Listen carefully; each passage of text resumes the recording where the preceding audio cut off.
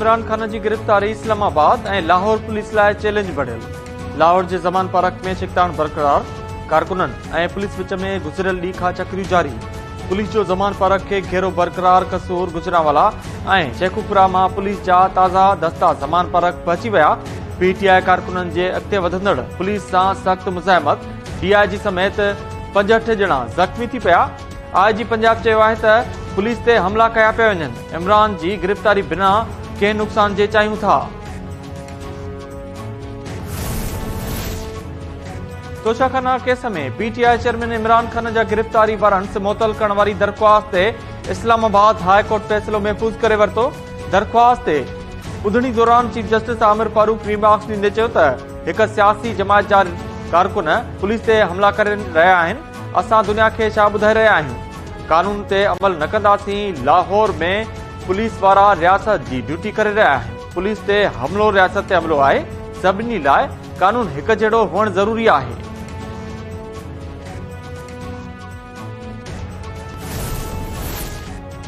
Lahore high court Zaman park वारे इलाइक़े में पुलिस के सुभाणे सुबुह 10 वॻे ताईं ऑपरेशन रोकण जो हुकुम ॾेई छॾियो। जस्टिस तारिक सलीम शेख चयो आहे त ऑपरेशन रोकियो आहे, गिरफ़्तारियुनि खां रोके नथो सघां। इस्लामाबाद हाई कोर्ट के फैसले जो इंतजार कयो वञे।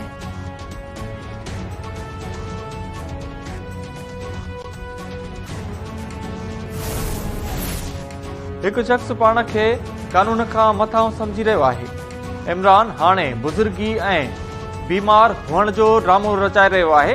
मां त कुझु नाहे कयो, जेको कुझु थी रहियो आहे अदालती हुकुम ते थी रहियो आहे। वज़ीर आज़म शहबाज शरीफ चयो आहे त दिलिया ते हमला ऐं जजिस ते टोकूं थी रहियूं आहिनि। इमरान खान जी ईमानदार हुअण वारी दावा सभ खां वॾो कूड़ आहे।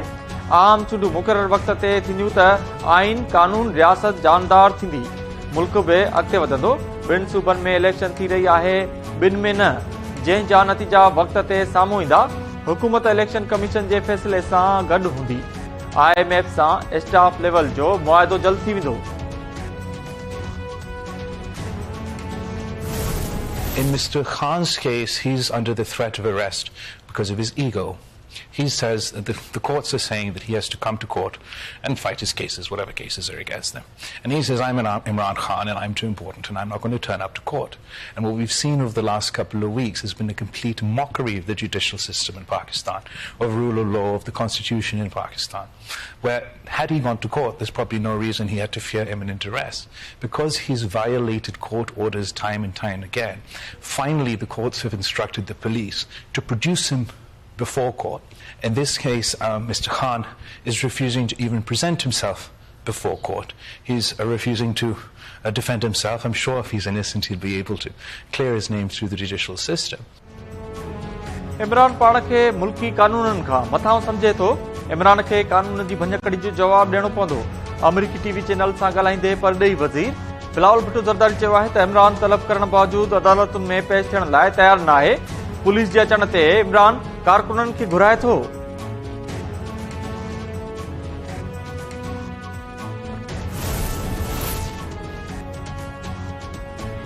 सिलेक्शन पहिरीं क़बूल कई, न हाणे कंदासीं।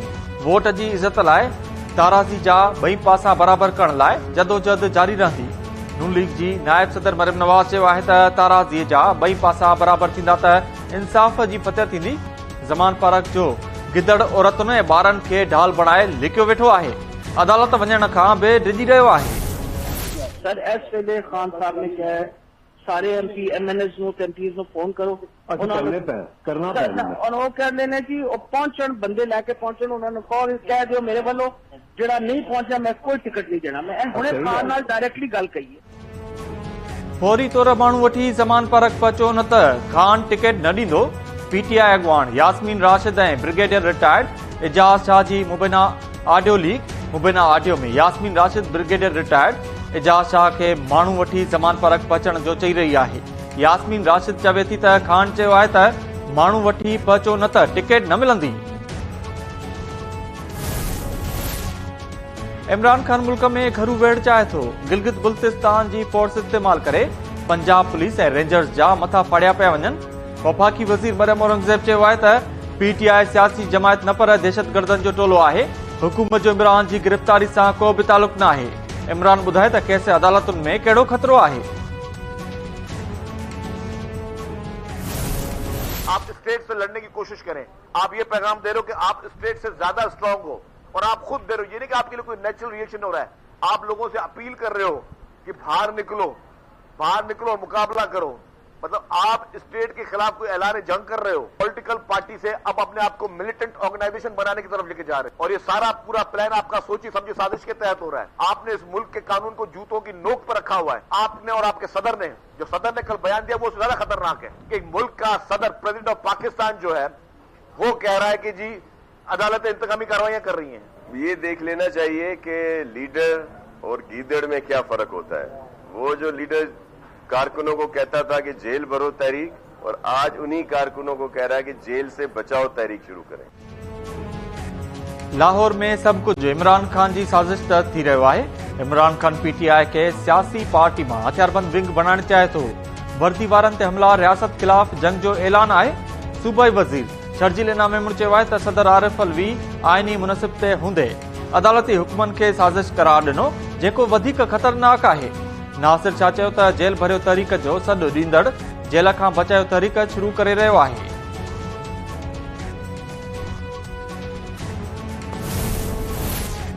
सिंध असेंबली जे इजलास दौरान स्पीकर आगा सिराज दुरानी ऐं पीटीआई एमपीए खुरमशेर ज़मान विच में सख़्त जुमलनि जी ॾे-वठि। खुरमशेर ज़मान लाहौर जे ज़मान पार्क ते सिधी फायरिंग जो ज़िक्र कयो त स्पीकर केस रोकियो, जंहिं तां ॿिन्ही ॼणनि में सख़्त जुमलनि जी ॾे-वठि थी। खुरमशेर ज़मान ऐं शर्जील मेमण विच में बि टकराव थियो।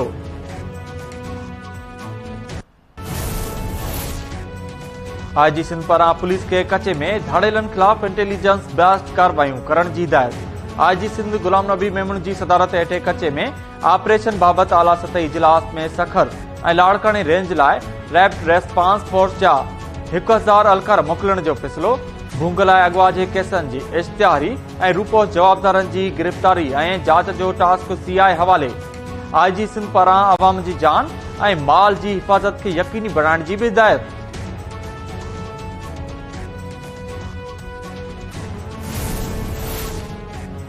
Sindh high court Sukkur bench board दौरान रिलीफ फंड लाइ औस्तादनि ऐं तालीम खाते जे मुलाज़िमनि जूं कटौती कयल पघारूं वापसि करण जो हुकुम ॾेई छॾियो। हिक ॿिए केस में अदालत लेडी हेल्थ वर्कर्स खे हिरासा कंदड़ सिहत खाते जे ऑफिसर इम्तियाज़ वसाण खे हथकड़ियूं हणाए जेल मोकिले छॾियो।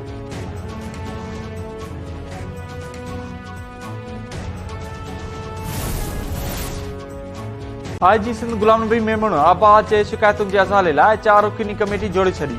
शफ़ाफ़ जांच करे 15 ॾींहनि अंदरि रिपोर्ट पेश करण जी हिदायत। एडिशनल आईजी स्पेशल ब्रांच खादिम हुसैन रिन जी सरबराही में जोड़ियल कमेटी में डीआईजी सीआई, डीआईजी डीएल ऐं एसएसपी आरआरएफ शामिल। आबाद जे सरबराह आईजी सिंध खे ख़त लिखी कब्ज़ा माफ़िया सां बिठ बणियल पुलिस ऑफिसरनि ख़िलाफ़ कार्रवाई लाइ दरख़्वास्त लिखी हुई।